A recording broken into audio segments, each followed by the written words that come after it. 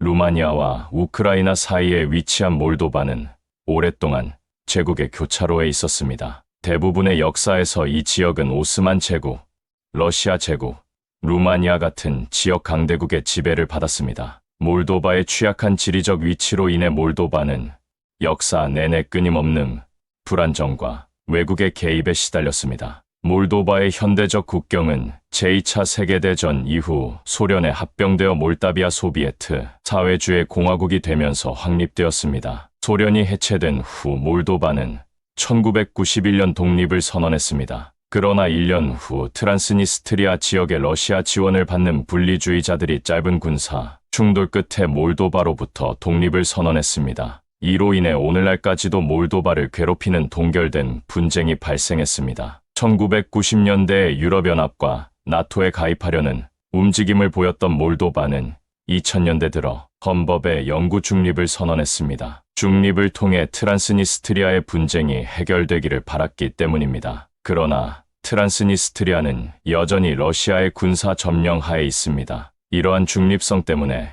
몰도바는 북대서양 조약 제5조의 집단적 방어에 노출되어 있습니다. 인구 260만 명에 불과한 몰도바는 에너지 공급을 러시아에 크게 의존하고 있습니다. 러시아는 이러한 의존도를 이용해 몰도바에 대한 정치적 영향력을 행사해왔습니다. 그러나 최근 몇 년 동안 몰도바는 러시아의 반대에도 불구하고 서쪽으로 방향을 전환하려고 노력했습니다. 몰도바는 2014년에 EU 연합협정을 체결하고 2017년에 EU 무비자 입국 자격을 획득했습니다. 몰도바의 위치와 역사를 고려할 때 몰도바는 동유럽에서 지정학적으로 매우 중요한 의미를 지니고 있습니다. 몰도바는 우크라이나에 대한 러시아의 이익과 루마니아와 흑해 지역에 대한 나토 EU의 이익 사이에서 완충 역할을 합니다. 몰도바를 장악하면 러시아는 분리 독립한 트란스니스트리아 지역과 연계하여 발칸 반도까지 영향력을 확대할 수 있습니다. 우크라이나 분쟁이 확산될 경우 몰도바가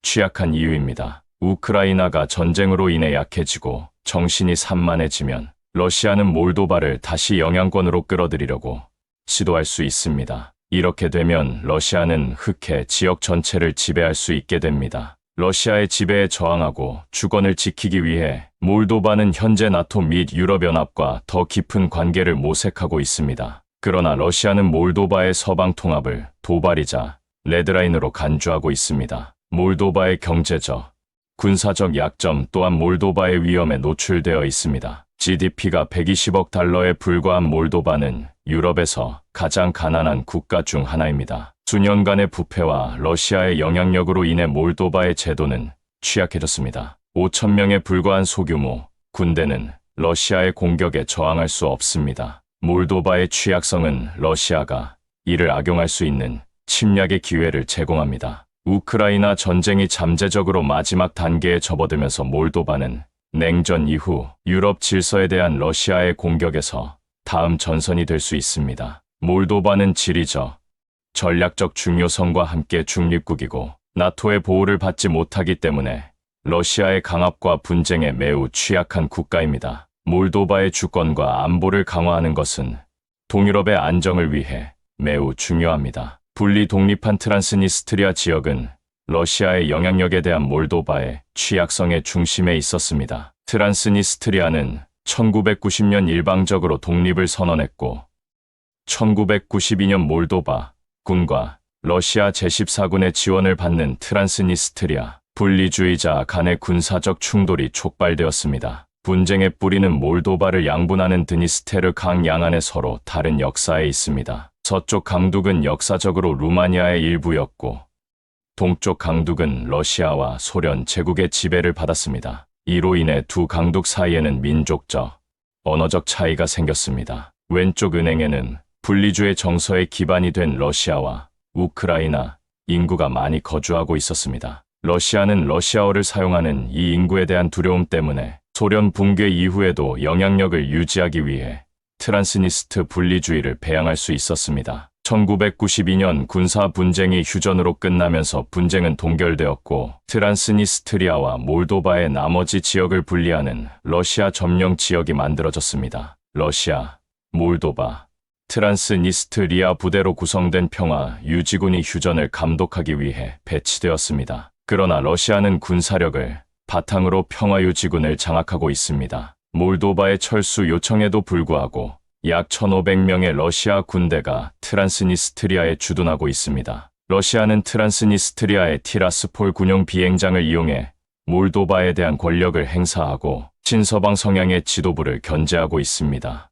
이러한 군사적 점령은 몰도바의 중립성과 주권에 위배되는 행위입니다. 자칭 프리드네스트로비안 몰다비아 공화국은 1992년 이후 러시아의 경제적, 군사적 지원을 받아 사실상 독립을 유지해왔습니다. 자체 통화 사법부, 군대를 보유하고 있습니다. 그러나 어떤 유엔 회원국도 트란스니스트리아의 독립을 인정하지 않습니다. 러시아는 경제적, 외교적으로 트란스니스트리아를 보호함으로써 몰도바와의 재통합을 막고 있습니다. 이는 지난 30년 동안 몰도바의 정치 및 경제 발전을 저해해온 동결된 분쟁을 연구합니다. 이는 러시아에게 몰도바에 대한 강력한 영향력을 부여합니다. 러시아는 트란스니스트리아에 천연가스를 무상으로 공급하고 몰도바의 많은 제품을 구매합니다. 러시아가 트란스니스트리아에 지원하는 연간 보조금은 약 12억 달러로 트란스니스트리아 국내 총생산 GDP의 75%에 달합니다. 러시아의 지원이 없다면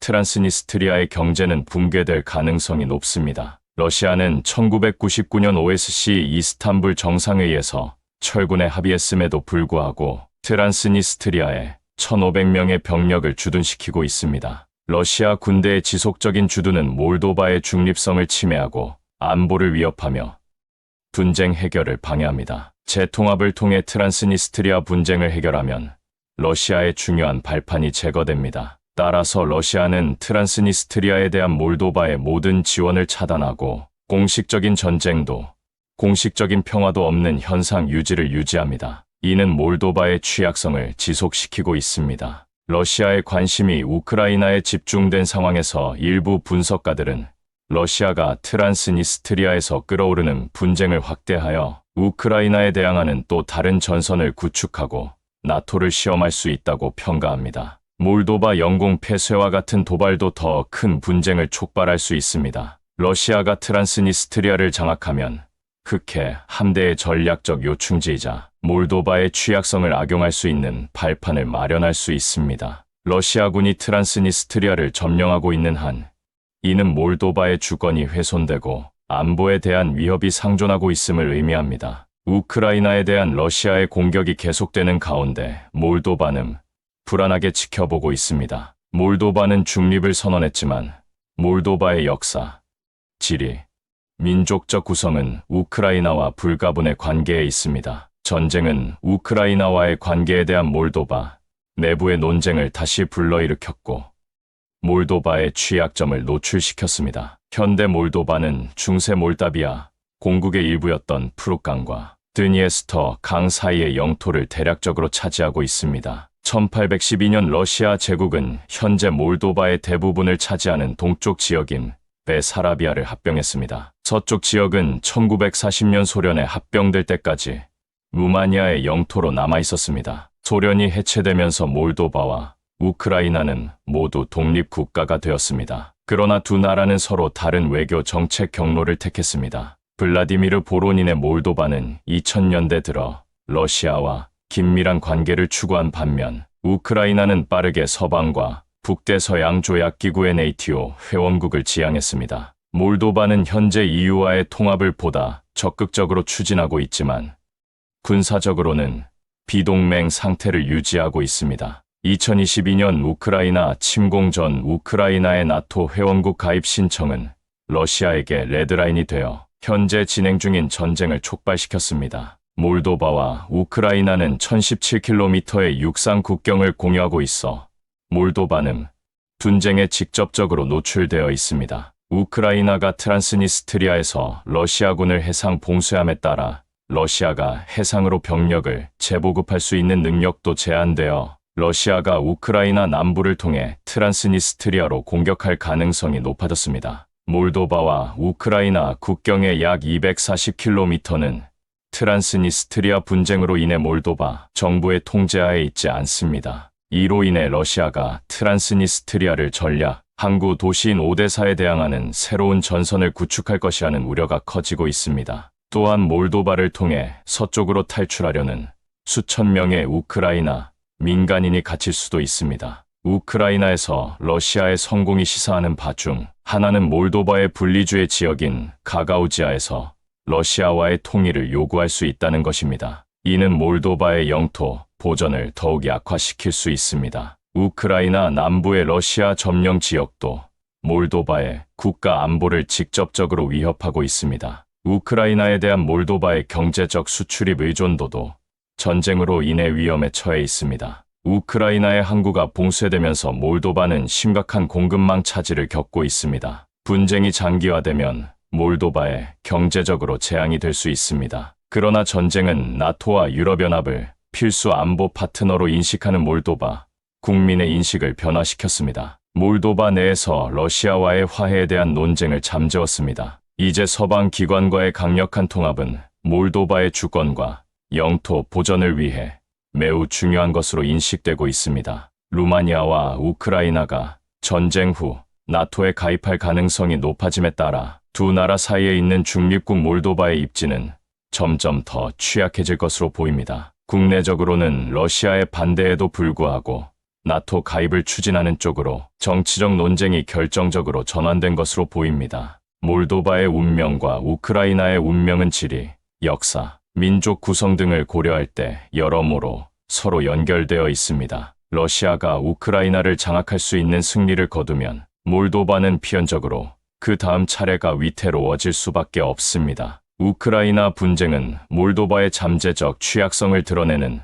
동시에 전략적 계산법을 재조정하고 있습니다. 몰도바가 증가하는 안보 위협에 직면함에 따라 유럽연합 및 나토와의 관계가 새롭게 중요해졌습니다. 러시아의 강압에 대응하고 몰도바의 주권을 지키기 위해서는 서방 기관과의 관계 강화가 필수적인 것으로 여겨지고 있습니다. 몰도바는 오랫동안 유럽연합과의 관계 강화와 러시아가 주도하는 유라시아 경제연합으로 나뉘어져 있었습니다. 그러나 우크라이나 분쟁은 몰도바의 여론을 안보 파트너로서 EU로 결정적으로 전환시켰습니다. 2014년 몰도바는 EU와 정치적 결속과 EU 단일 시장과의 경제 통합을 위한 협회 협정을 체결했습니다. 그러나 블라디미르 플라오트니우크 과도 정권의 부패 스캔들과 러시아의 영향력으로 인해 EU는 2018년에 원조와 협력 프로그램을 동결했습니다. 몰도바의 현 개혁주의 정부는 새로운 활력을 되찾아 EU의 재정 지원을 받고 EU 단일 시장에 다시 접근하는 것을 목표로 하고 있습니다. 몰도바 정부는 부패에 대한 EU의 우려를 해소하기 위해 사법부, 보안 서비스, 은행 부문에 대한 개혁을 단행했습니다. 몰도바의 EU 회원국 가입이 승인되면 EU는 나토의 제5조와 유사한 상호방위 조항에 따라 몰도바를 방어해야 할 의무가 있습니다. 이는 러시아의 잠재적 침략에 대한 몰도바의 안보를 크게 강화할 것입니다. 그러나 EU는 비대화에 대한 피로감에 직면해 있어 조만간 몰도바의 후보국 지위를 받아들이지 않을 것으로 보입니다. 트란스니스트리아의 미해결 분쟁도 몰도바의 EU 통합을 향한 진전을 가로막고 있습니다. 몰도바는 정회원 가입 없이 나토의 안보, 보장을 받을 수 있는 방안을 검토하고 있습니다. 여기에는 회원국 행동 계획 또는 2018년에 획득한 우크라이나 같은 주요 BNATO 동맹국 지위가 포함될 수 있습니다. 나토는 러시아의 침략을 억제하기 위해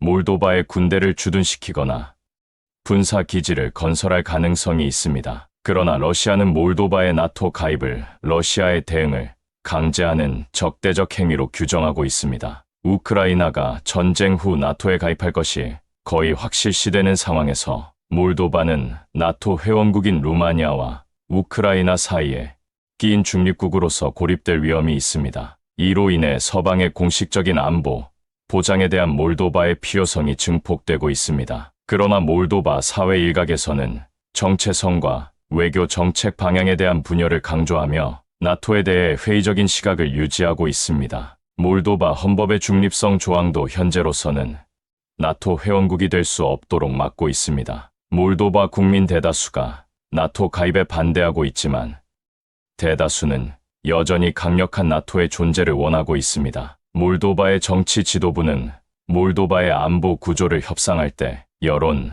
헌법적 제약, 지정학적 필수 요소 사이에서 섬세하게 균형을 잡아야 할 것입니다. 몰도바가 러시아의 강압과 침략에 저항하기 위해서는 유럽연합 및 나토와의 긴밀한 파트너십이 필수 불가결한 것으로 보입니다. 그러나 러시아의 적대적인 태도를 고려할 때 몰도바는 여전히 이러한 협력의 범위와 정도에 대해 어려운 선택에 직면해 있습니다. 우크라이나 분쟁으로 인해 몰도바가 유럽연합과 북대서양조약기구 NATO로 이동함에 따라 러시아는 군사적, 정치적, 경제적 강압수단을 총동원해 몰도바를 자국의 통제권으로 되돌리려 하고 있습니다. 몰도바를 장악하는 것은 러시아의 지역적 야망에 매우 중요합니다. 러시아의 주요 목표는 분리 독립한 트란스니스트리아 지역에 대한 통제권을 유지하는 것으로, 트란스니스트리아는 러시아가 세력을 확장하고 몰도바의 주권을 약화시키는 데 중요한 거점 역할을 하고 있습니다. 트란스니스트리아에 배치된 1,500명의 러시아 군대와 대규모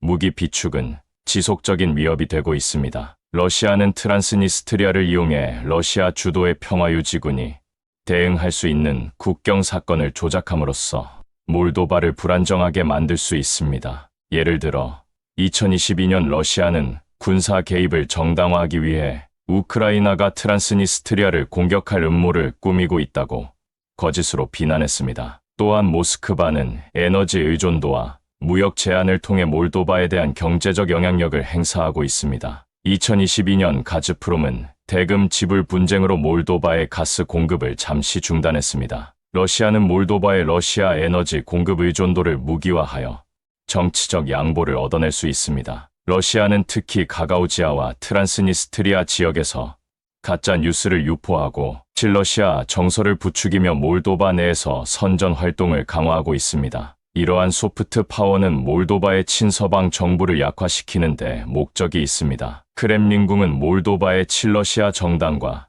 시민 단체를 장려하고 자금을 지원하여 EU 통합을 방해하고 있습니다. 예를 들어 도망자 과도 정치인 일란 쇼르가 이끄는 쇼르당은 공개적으로 러시아에 동조하고 있습니다. 이러한 프록시가 성공적으로 조직되면 의회 방해를 통해 몰도바 정부를 마비시키는데 활용할 수 있습니다. 또한 반정부 및 반서방 시위를 조직하여 혼란을 조장함으로써 러시아가 이를 악용할 수 있습니다. 일부 분석가들은 몰도바가 나토 통합을 계속 추진할 경우 러시아가 몰도바의 가가우지아 지역에서 새로운 동결 분쟁을 일으킬 수 있다고 평가합니다. 이는 러시아의 평화 유지에 이어 준군사적 폭력을 지속시키는 트란스니스트리아의 플레이북을 답습할 수 있습니다. 또는 우크라이나가 약화된 상황에서 러시아가 직접 병합을 통해 트란스니스트리아 분쟁을 강제로 해결하려는 유혹을 받을 수도 있습니다. 이렇게 되면 노보로시아의 오랜 비전인 트란스니스트리아와 우크라이나의 점령, 지역을 러시아의 직접 통제하에 통합하는 것이 실현될 수 있습니다. 어떤 전술을 사용하든 러시아의 가장 중요한 목표는 몰도바의 서방 중심축을 저지하고 몰도바를 중립국 또는 러시아 궤도 안에 확고하게 유지하는 것입니다. 몰도바에 대한 영향력을 상실하면 흑해, 지역에 대한 러시아의 지배력이 위태로워집니다. 우크라이나 전쟁이 거의 마무리 단계에 접어든 가운데 몰도바에서 러시아의 다음 행보는 향후 서방과의 대립의 향방을 가늠할 수 있습니다. 몰도바가 앞으로 몇 달 동안 러시아의 강압과 압박에 어떻게 대처하느냐에 따라 몰도바의 주권이 결정될 수 있습니다. 몰도바는 영내 지정학적 세력의 변화 속에서 위태로운 입지에 직면해 있으며 주권과 영토 보전을 위해 신중한 진로를 모색해야 합니다. 몰도바의 지도부는 원칙적인 결단력과 실용적인 유연성이 모두 요구되는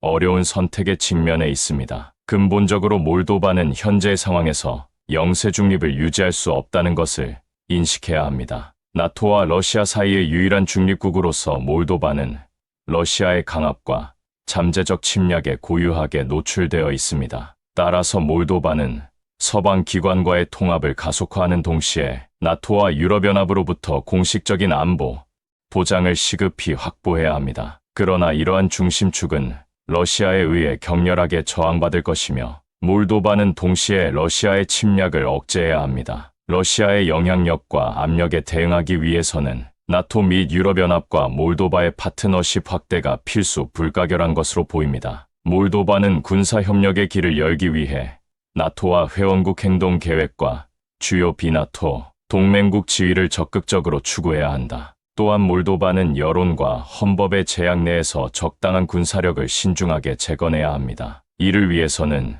생존성과 대장갑 능력을 강화하는 다목적 기동군에 대한 투자가 필요합니다. 몰도바는 이웃 나토 회원국과의 협력도 강화해야 합니다. 몰도바는 서방과 단호하게 협력하는 동시에 러시아와의 소통 채널을 열어두어야 합니다. 몰도바가 원칙적으로 중립을 선언하는 동시에 나토로부터 사실상의 안전 보장을 받을 수 있는 여지를 남겨둬야 합니다. 이러한 미묘한 입장은 러시아의 민감성과 위협을 현명하게 관리할 수 있습니다. 국내적으로 몰도바 지도부는 주권을 훼손하는 부패한 칠러 세력에 단호하게 대처할 수 있는 정치적 용기가 필요합니다. 그러나 투명한 제도 구축과 공평한 성장을 통해 국민과 함께하지 않는 친서방 정책은 실패할 것입니다. 지속적인 분쟁 해결을 위해 몰도바는 러시아에 대한 정당한 안보 이익을 확보하는 것과 트란스니스트리아 국민을 경제적으로 처벌하는 것을 구분해야 합니다. 트란스니스트리아의 재통합을 매력적으로 만들기 위해서는